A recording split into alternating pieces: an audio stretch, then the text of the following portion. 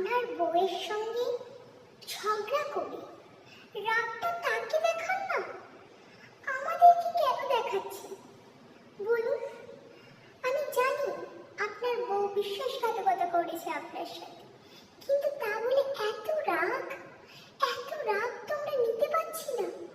আপনি জানেন না আমরা খেয়ে শান্তি পাচ্ছি না, শুয়ে শান্তি পাচ্ছি না, বসে শান্তি পাচ্ছি না, হেঁটে শান্তি পাচ্ছি না। প্লিজ সূর্যদেব, প্লিজ, আমি আপনার কাছে রিকোয়েস্ট করছি, হাত জোর করে আপনি আপনার বউয়ের সাথে ঝগড়া ঝামেলা মিটিয়ে একটু আপনার তেজটা কমান, নয়তো আমাদের আর আপনি দেখতে পাবেন না রোজ সকালে। হ্যাঁ।